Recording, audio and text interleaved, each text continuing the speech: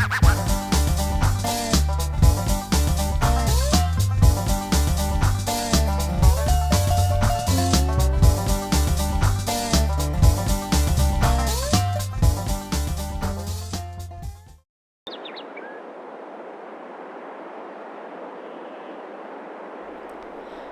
there, and welcome to my 1-year special on Frontier. This is going to be a behind-the-scenes episode where I sort of talk a little bit about what it's like to record a farming simulator roleplay series on console. I record this on PlayStation 5, so it's a little bit different than what the PC folks do. I'll talk a little bit about me, your storyteller, Renee, and I'll talk a little bit about the stories that I tell through the roleplay series and some plans I have for the upcoming series on Farming Simulator 25. So, first of all, I'm coming to you from the future. As I film this behind the scenes, it is October in the game, and I am a few episodes ahead of what you will have seen when this episode airs. I have a little bit of a backlog right now. I did that on purpose so that I could focus on FS22 when it comes out. So I am a few months down the line from what you will have seen in the episode on Friday. I haven't really decided how I want to talk about this, so I'm sorry if I jump around a little bit. Let's start with setup. I spend a lot of time setting up for each of these episodes because I don't have a lot of the tools that the folks who play on PC have access to. So like you see, my HUDs and things, I've turned off as much as I can, as much as the console settings will let me. Ooh, I'll show you the menus. You probably know this if you are a console player, but in the settings, I can turn on and off the help window, the interactive zone markers, the info trigger, and the field info, but there's no setting in here to let me turn off like the HUD for the speedometer or the information about the equipment. There's nothing in here about turning off like the month and the dollars, like the amount of money in the bank account, any of that information, or the clock. There are no settings for that in the console version of Farming Simulator 22. So the guys who record on PC have access to some special developer tools that they're able to like turn off HUDs and things for more realistic recordings. I can't do that. I wish I could. I turn off as much as I can, and occasionally I forget the button commands to do various pieces of equipment, which I like say in the game, I forgot how to do this or whatever. And it's because when I'm playing normally, when I'm not recording the series, I would generally have all of the menus on. And so I kind of miss being able to walk up to things and get information about them. Like if I walk up to this greenhouse right now, I have no info menu on, so I can't see how much water is in here. And these greenhouses are the ones that come with the Frontier map, so they also use seeds and fertilizer, and I can't see how much is in here. If I turn on, I think that is the field info or the info trigger, I don't remember which one, then now you can suddenly see greenhouse information. So this is one of the things I lose when recording this series for y'all, because I want it to be more realistic, and I think showing all those menus and things just aren't very realistic. But they sure help. And like the field info, oh hey honey. Like I can see how much honey is on this pallet, but not when I have the menus off. Nothing. Same goes for field info. I can't see like the fertilized state or any sort of bonuses for yield. It's just a field, so I do miss those menus. And the animals not being able to see what's in their pen. Hi, chickens. What do we have? Normally, yeah, you can see the number of animals, their health, and the amount of food they have. And in the cow and pig enclosures over there, we'll just hop to them. I'm going to show you menus, which I never do in the game. I always forget which ones because I don't use them very often. I have so much stuff on this map. Let's go visit the cow barn. So the cows have food, water, milk, straw, slurry.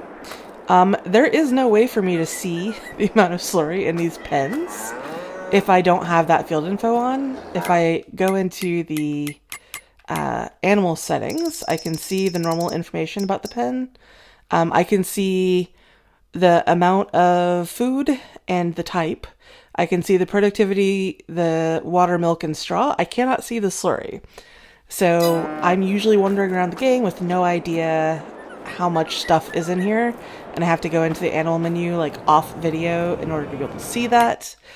So these are some of the sort of things I miss.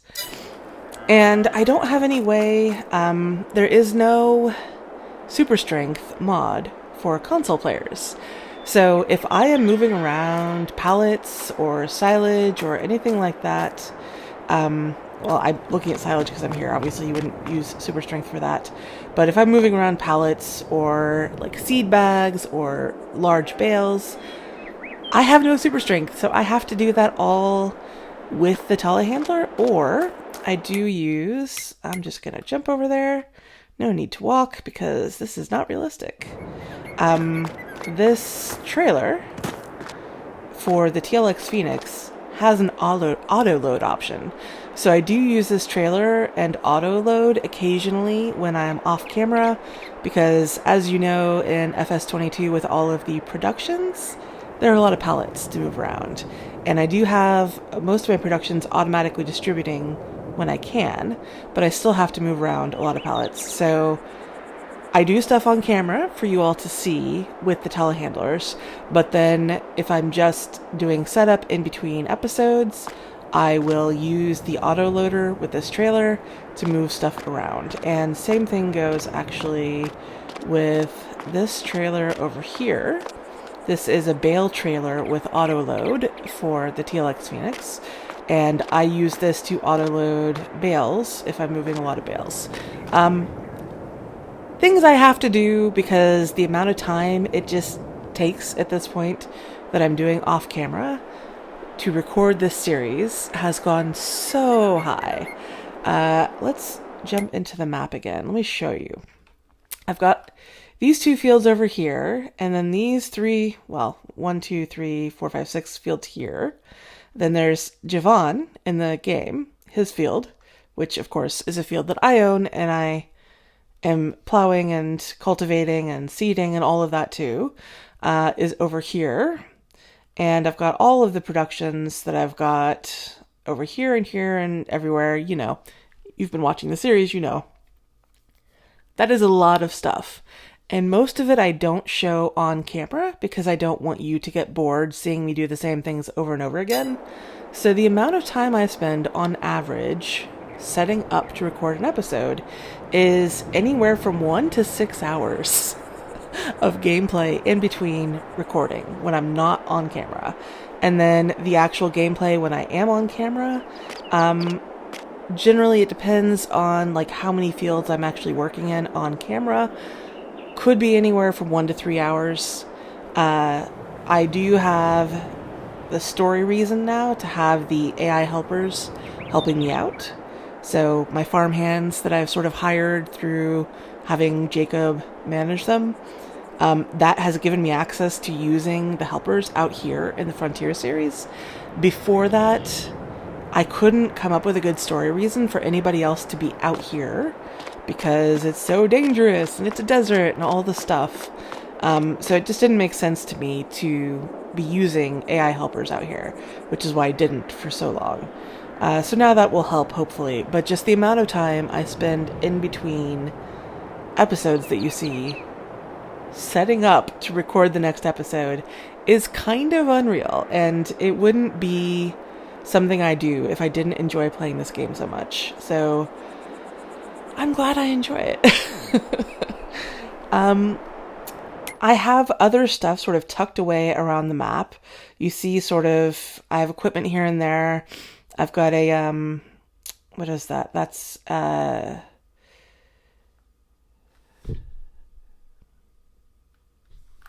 blinking. It's one of the, oh, that is a little front loader. And then over here is, one of these guys, the Manitou. which is really good. I like this a lot. What over here? That's Leo's truck at his mom's house. Here is another one of those over at the food production place.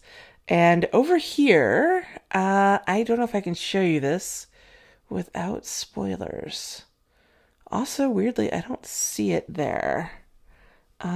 Let's go take a look. I don't see it anywhere else on the map. It must be there. I don't know why it's not showing up. We'll just pop over here to the dealer. And it's not here. Weird. Where did it go? There's a piece of equipment that I usually keep here at the dealer, so it's out of the scene. Let me just check in the equipment menu, which you'll get to see the amount of equipment I actually own here, which is wild. I'm looking for trailers right now. The TLX stuff is here. So here it is.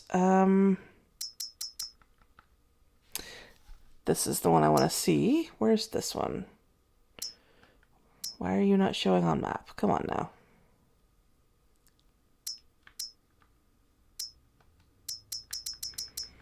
Interesting. Oh. I guess I have to do that. Oh, it's out there. Why is it out there?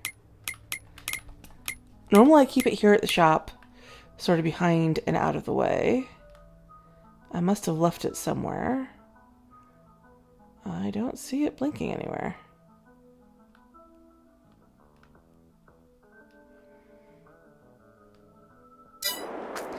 Real time.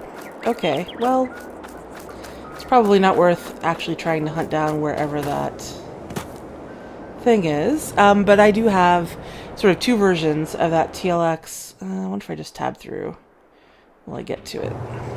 Everything is inside now. Where is it relative to this stuff? Interesting. Now it's not showing anymore, which makes me think maybe it was near something I had. Oh well, I don't want to bog down our little Q&A with too much time looking for something that is hidden somewhere.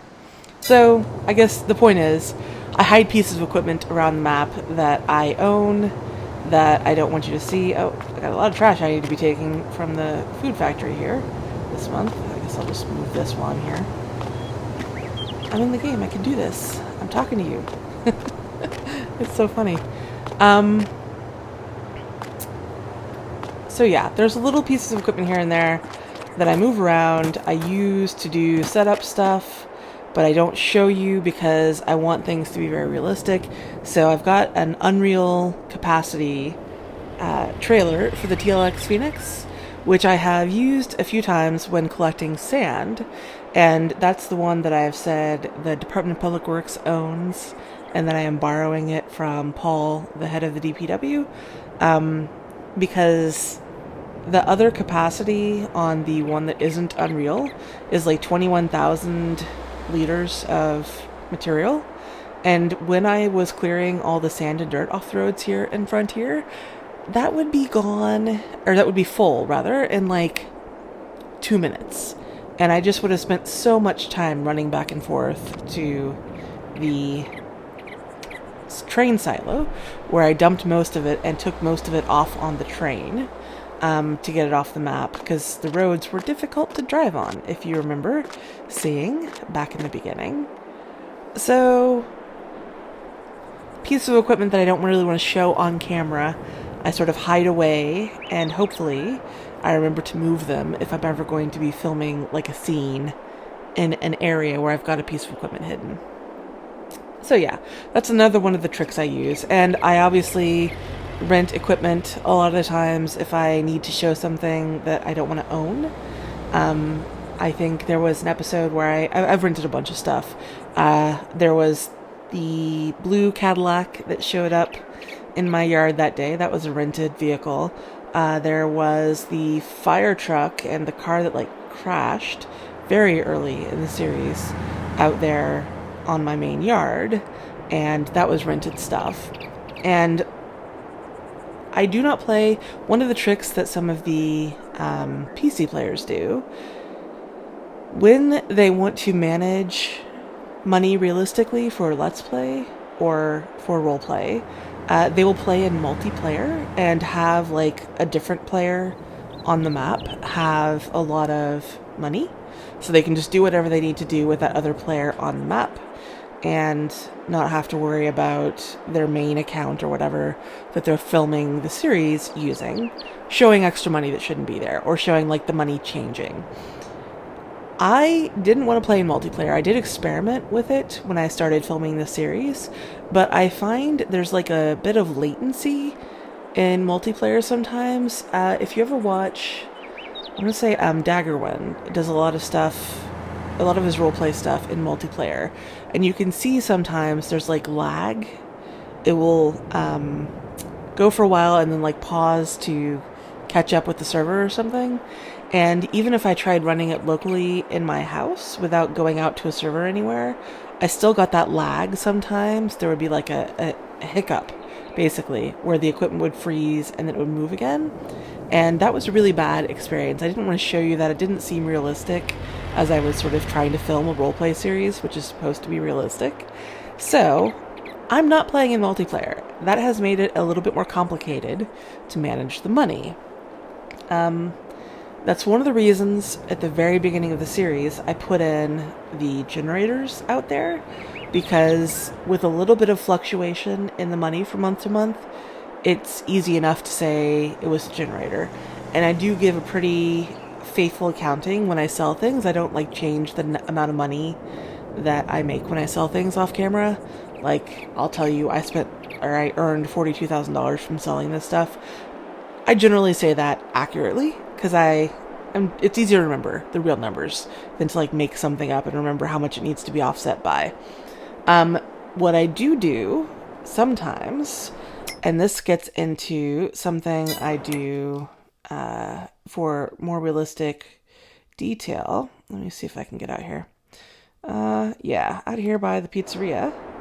I love this map, by the way. This is a very cool map. We'll get into the story elements in a little bit. Down here, I've got the government subsidy signs. Now, I know a lot of people feel playing with the government subsidy signs is cheating, and 100% I do not use this when I play my regular games, because I play realistically. That's like what I do. But I have a couple of these tucked around on the map, or I'll put one up on the map. This is the municipal one, so it's like $8,400 a month, I think is this one. This one is meant to represent the amount of money that I am bringing in every month from the pizzeria. So that's why I put it out here. So I have this much money coming in every month, because that's how much the restaurant is earning us. I will sometimes put out a government subsidy sign just to put some money in the game. Like when I had Javon buy the Case tractor, the really big tractor, and contribute it to the co-op. I put in a government subsidy sign, and then I figure out how much money I ought to have. Let's go here. And with the money that's left over, I do terraforming on the map. I will put like paint down or grass, and I try to do it a couple times a year in the game, so that you can sort of see over time the grass is starting to grow farther and farther out away from the fields. It's sort of this storyline that I'm trying to tell about reclaiming nature here. Let's go into the build menu and I'll show you. So you can see here, the grass goes pretty much out to the edge of the field. This is basically the edge of the property line that I own, so I can't really put grass farther out right now. And I try to like make it look a little bit organic at the edges, so I'll do like dots here and there or whatever. And if you pay attention, you will notice over time these areas fill in. So over in my main yard, At the very beginning of the series, there was like no grass at all. Everything was desert. And then eventually in my head, my character put down like grass seed and stuff. I was trying to get some grass going because I miss all the grass and the green stuff. Whenever I would go into the city, everything was so green. Then a little bit of grass started coming, and I just painted the ground and put in like a few little specks of grass. And then over time, I have added more and more grass whenever I have like extra money that I don't want to have showing up in the videos. I will just spend that on terraforming, or I will like smooth out. This is a pretty hilly map, and I would have trouble using equipment on some of these fields if I didn't smooth it out. So sometimes I will use the money to like smooth out some of the bumps, make it easier to work with.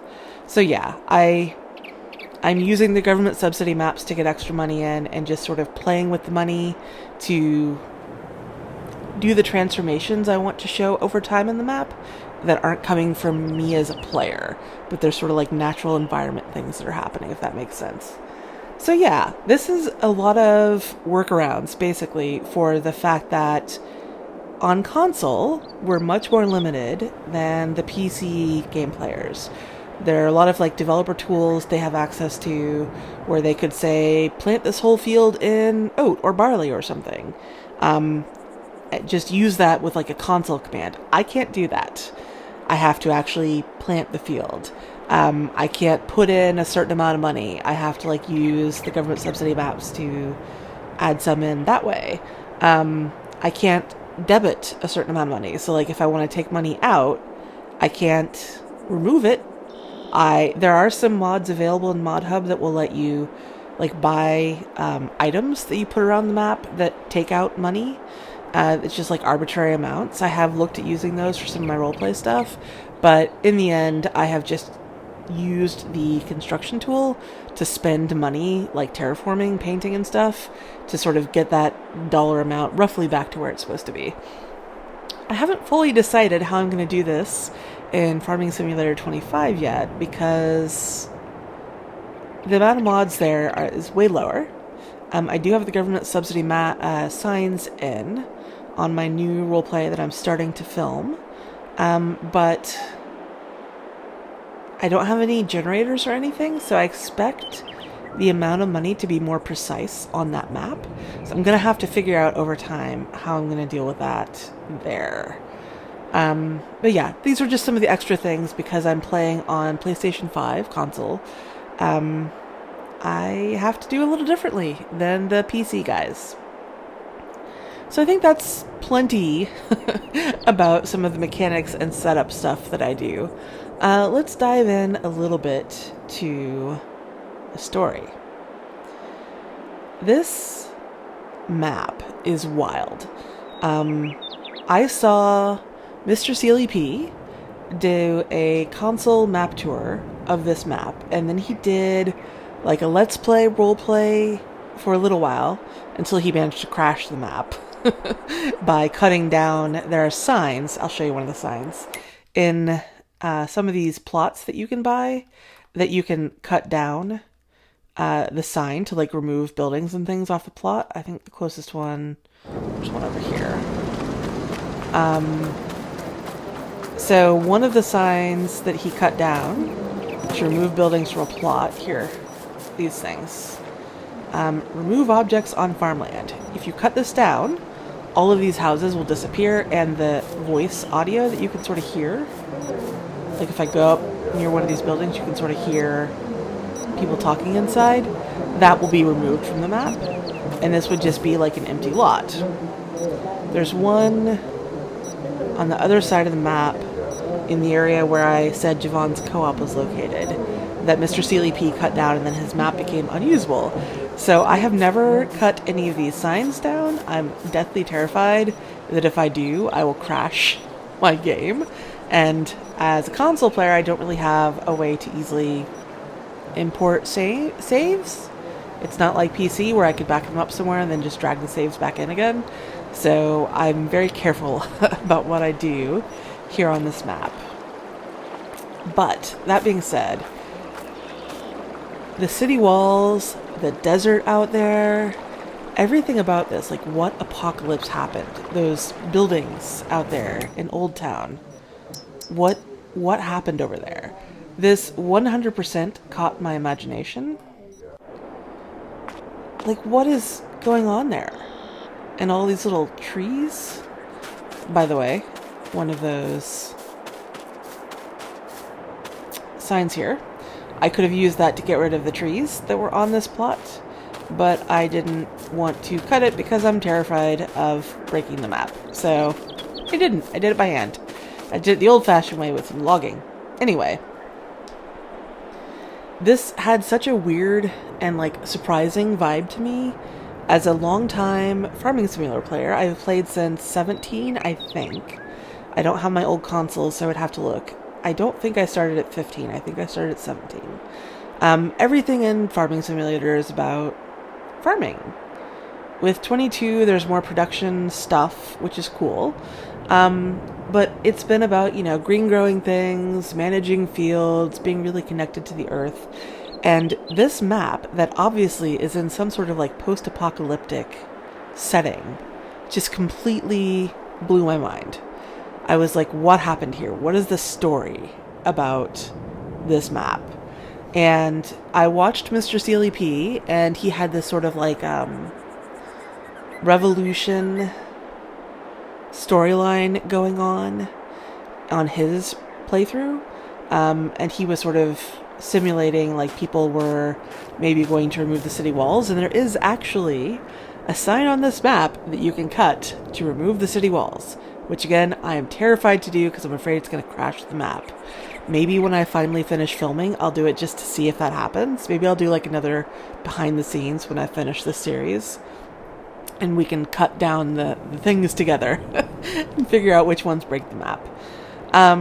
But yeah, I was fascinated with this setting and with the storyline of what happened here and what is still happening in the city. Like, what is it like to live under whatever power structures are here in this place? Because you have that like oasis surrounded by that city wall, and then out here it's just desert and nothing. And there's so many different directions I've thought about taking the storyline for this. It was so rich for my imagination, I had to play on the map. I played on this map for almost 150 hours, and I was telling myself stories in my head about what was happening on the map, and like what happened over there in Old Town, and what happened, like why the city walls are here, what danger is out here in the frontier, is the ground actually verdant, why is it so barren, like what happened if I'm growing stuff out here, is it safe to eat? I've sort of answered all these questions for myself on my other map that I played 150 hours on. It never occurred to me as a console player that I could actually record a roleplay series until I saw Mr. CLEP doing it. Thank God he was doing stuff on console, because like all of the other roleplay folks are PC people who have access to all this extra stuff. And I was like, can I even record a video here? How do I get it off the PlayStation? I started looking into it because I was pretty happy with what he was able to do. And turns out, yes, I can record video on the PlayStation. I used an external hard drive to transfer it off. I put it on. I have a Mac computer that I use screen capture software to do video editing, and I've just started with the Hellish Petrus series. I switched over to using Final Cut Pro, which gives me a lot more control over video and audio editing, and I will be using Final Cut Pro for the FS25 series that I'm starting to film. So yeah, it's like a kind of clunky workflow to do it this way, but I'm able to do it this way, and so suddenly I had the ability to share my stories with other people, and that was super cool. And that's when I started all over again on Frontier, and went a little different. I loved this oasis as like a starting point. Let Let's head over here. So, all my grass here. Just this little pond out here in this desert of nothing. And the idea of the transformation that I could do of this map, I would love to. I don't know if I will keep the roleplay going long enough. I seriously would love to have all of the fields. Let's hop into the construction menu. So you can sort of see bird's eye view. Oh, this is another trick I use because I can't do like third person player view on console, and I don't have any way to really remove the HUDs and like do the zooms and the camera panning that some of the PC guys do. I open the construction menu and I do like my flyovers with the construction menu, and you have to be careful about where you do it. You saw just then there was like clipping as I was intersecting with this, I think the power lines are what was causing that. And I have to not mouse over, or I guess put my center point on any of the buildings on the map, or else they turn blue for removal. So yeah, I've learned a lot about doing that. But this is how I sort of film my flyovers, and then I would cut out just the segment that is clear. So I would like remove the HUD that's in the upper right corner and the bottom, and just show that upper left segment. So I had to get very careful about how I film stuff to have whatever I want to show in that like upper left quadrant, get the right angle. Anyway, more insider stuff. I would love to have this whole thing from here all the way to the walls just be fields. I think that would be super cool. That would take so many years in game to do it, especially if I don't like cheat and start really speeding up the expansion. I'm already getting into situations where I'm having to like find more money to buy more properties to do the expansion, because I think it would get boring for you all as watchers if I'm just doing the same thing over and over again on the same fields. So I want to show the expansion. I would love to show the whole thing becoming this productive area, but I also have to be realistic about what people will want to watch. So I don't know if I will get to being able to do all of that before the FS25 or the Frontier series, this Farming Simulator 22 series, wraps up. Obviously, more people want to watch FS25 now that it's out. The content producers who are putting out videos on it are getting so many views, and I think my videos, since it's been like less than a week since 25 came out as the time I am filming this, my 2 videos that have come out this week have gotten basically no views, next to none. So I don't know how long people will keep watching the Frontier series, but I have so much more story to tell. In my head, I have decided what the apocalypse was that happened out here. I have decided what factions in the city are behind some of the things that have been happening in the series. I don't want to get too specific because I don't want to spoiler things. If you have not caught up on the whole back catalog of episodes, or if you pick this up in the future, I don't want to spoiler anything here, so I'm not going to say anything specific. But I know every note that I've gotten, everything that has happened to any of my buildings or whatever, I have story explanations for those in my head, which may or may not come out on camera. It really depends organically on what happens as I'm filming, about which details I remember to share and which things, when it makes sense to like bring things up organically, without having to say, oh, well, I decided this thing happened and here's how it is. Like, here's what happened. Here's who's behind it or whatever. The UFO is so interesting to me. I found that signage, that graffiti about UFOs being real on my first playthrough on the Frontier map, where I played that 150 hours before I ever started this. And I knew that that was something that I wanted to have in this storyline here in this map series. But as you get into like having the pizzeria out there and seeing the UFO all the time, it is so clockwork. I realized, like, as cool as it is, I think the obvious explanation is not the correct one. It just doesn't make logical sense to my story brain. So I have decided what the deal is with all of that. I know what happened when Leo disappeared, and I don't know, honestly, at this point, if that is ever going to be revealed in the series. I don't know if it makes sense for that to be revealed. I am toying with a reveal, but I think when I reveal that information, it will probably accelerate the sort of final Act 3 of this series.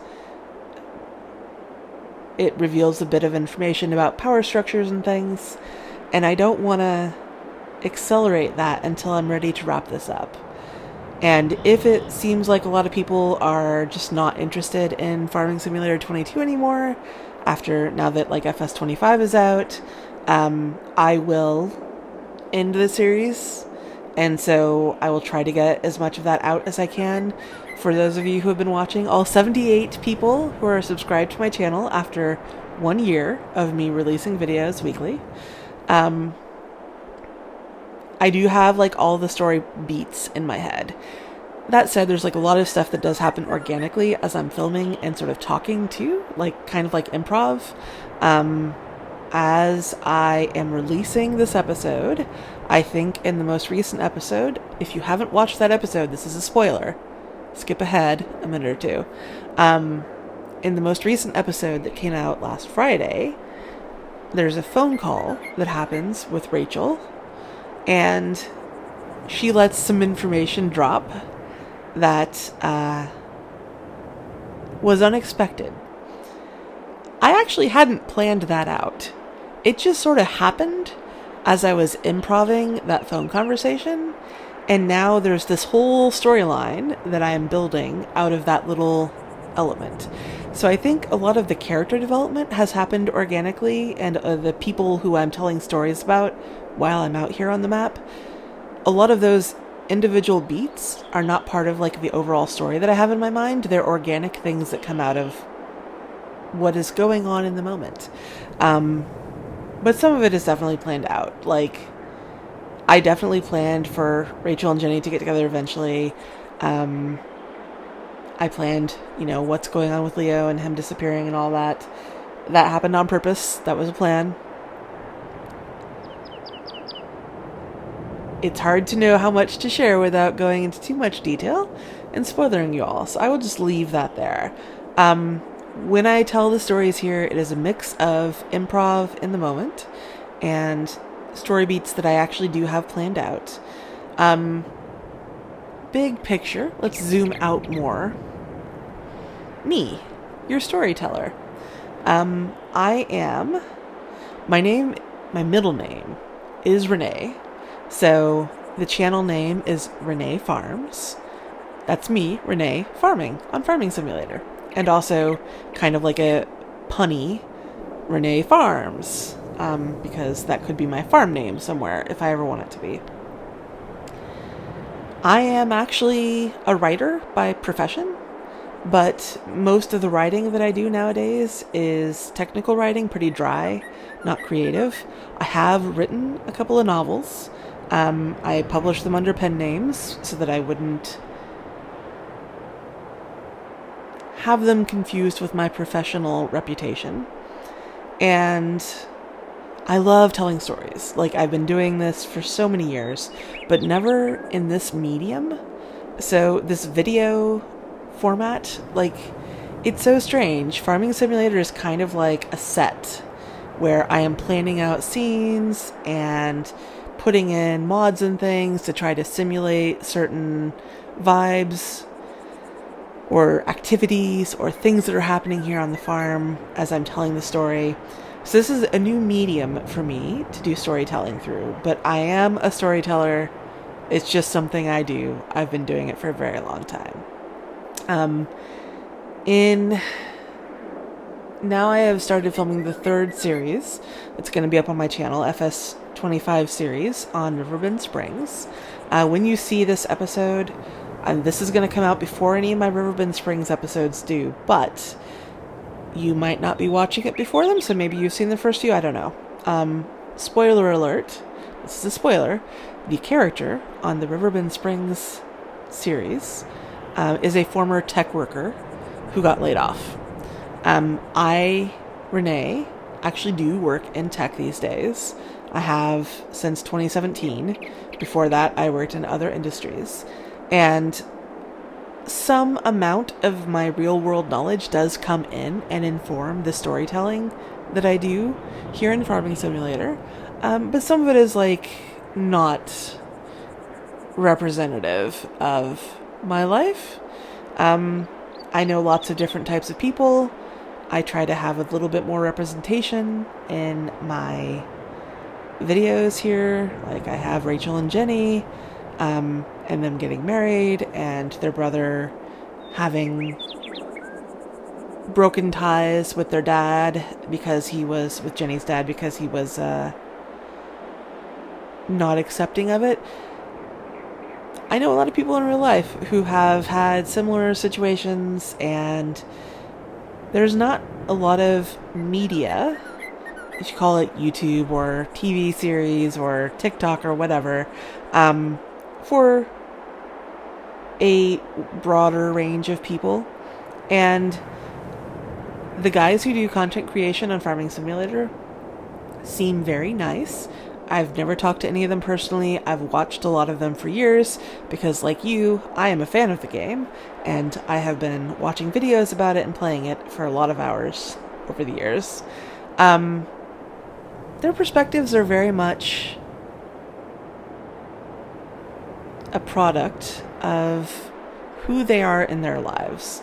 And I wanted to sort of share a different perspective as a woman and somebody who maybe lives in a more diverse community of people than some of the other creators. I suspect that would be unpopular with some watchers, and I think if you are a subscriber, you've seen that already and it doesn't bother you so much. I have gotten some thumbs downs on some of my videos, which I think has resulted in YouTube not sharing them as much with other people. So I think that's part of why I have a very small audience. It's not going to change the way I tell my stories. I think it's important for people who come from a broad variety of backgrounds to be able to see themselves in the stories that we tell. And so that's part of the reason I tell stories that are a little bit less traditional. I am a person who likes equipment. I do actually have a couple pieces of John Deere equipment. I've got a compact utility tractor, and it has a front end loader, and I've got a snowblower for it, a box blade, a heavy hitch, and a mower deck. And I also have a John Deere zero-turn mower. I live on a few acres. I have some property maintenance stuff that I do with it. I don't do farming with it. The place I live has some soil contamination, so I'm afraid to grow anything I want to eat here, which is a bummer because I do love gardening. I grew up in the Midwest, surrounded by a farm town, so I have a lot of perspective on that, but nobody in my life personally was a farmer. If you go back a couple generations, I did have family members who owned an apple orchard, which is cool. And there's kind of a connection to working the land there, which I did sort of grow up steeped in. And there has been some mystique about that for my life. And that's part of why I have found Farming Simulator to be such a really rich storytelling venue for me. But yeah, I moved to a big city, worked in tech for a long time, and this is a fun way to sort of touch back to those roots and enjoy, sort of imagine a future where the compact utility tractor I have wasn't the extent of my equipment. I do like to wrench on my stuff, so like when I talk about doing repairs and things, some of that is stuff I've actually done on my own equipment. I have used a wide variety of tools, including a plasma cutter, which I've talked about here on Frontier. That belonged to a friend of mine, and we were doing a different project at their house. But yeah, I do enjoy the mechanical stuff. I try not to be too biased toward John Deere in the game. I know a lot of people are pretty opinionated about brands, and I don't want to invoke any holy wars. But in my personal life, I have John Deere equipment. My next door neighbor has Kubota, so it's kind of fun. Actually, my next door neighbors on both sides have Kubota, so it's kind of fun to see the orange all around and my green when I'm out there doing work. I think that's everything I wanted to say in this first behind the scenes. Hopefully, I have no idea how long I've been talking. I hope this isn't too long. I hope that those of you who have found me in this first year of my YouTube channel have enjoyed the stories I'm telling. I will definitely keep doing it. Obviously, a year of putting out videos regularly has shown me I'm not going to have a giant subscriber base. I'm not going to like become YouTube rich on my 78 people who are watching my videos. That's okay. I enjoy the storytelling. And if you enjoy watching them and sometimes you want to leave me comments or like throw me a like or whatever, I love that. Like, I live for that. But I'll keep doing it anyway for some point of the foreseeable future. My plan for Frontier is to wrap it up at some point when a new FS25 mod map comes out that catches my imagination. I played a lot of mod maps for 22 before Frontier, that none of them ever really caught my attention the way this one did. I did actually plan out Bally Springs roleplay after I started Frontier because I wanted to have like a different vibe. This is an unusual vibe, I think, for farming simulator roleplays, and not everybody would enjoy the sci-fi elements of it and the mystery of it and the, let's be real, the UFO of it all. So I wanted to have something that was a little more traditional because I do enjoy that too. But then it just didn't quite catch my imagination the same way. I outlined like 20 episodes of that series and set up even to record on it, but then I just never did. Hallish Petrus was really cool. I loved the flooding of it, and I think around the time Hallish Petrus came out, we knew that we were going to get a new farming simulator game this year. I wasn't really fully sure. I'm not part of like any Giants partner program or anything like that. I don't have access to any information that you don't have. I'm just a fan of the game who records these videos. So when I saw there was going to be a new farming simulator game out, I thought I could do like a short series on Hallish Petrus. And it turned out, as I got to the end of it, I actually really like playing on this map and this like small, cozy equipment sort of story. I was a little bummed to stop it, but I do not have time to film 3. It is not possible. So I have to put something away to go play on 25. So that's why I put away Hallish Petrus, and Frontier is going to stay. Eventually, I think I'm going to need to say goodbye to Frontier, because the visuals in 25 are so amazing.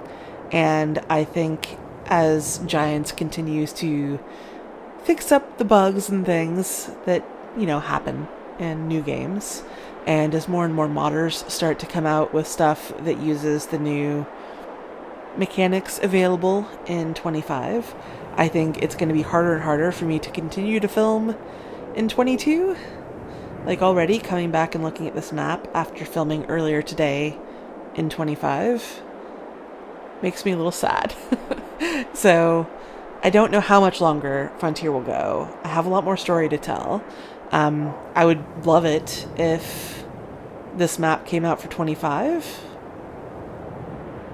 but I don't know how many hours it would take me to play on that map to set up basically what I've got going here.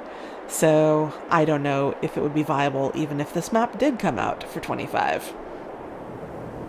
So yeah, I'll keep playing on Frontier on Fridays, and I'll do my new series on 25 on Tuesdays for the foreseeable future until a new mod map comes out on 25 that catches my interest in a different way, and then I will probably have to retire Frontier.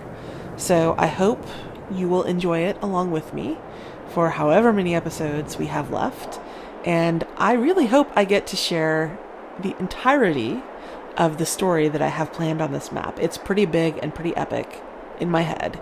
If I can pull it off in reality, I think it will be very satisfying. I will catch you on the roleplay, on whichever roleplay you happen to watch next. Catch you later, y'all.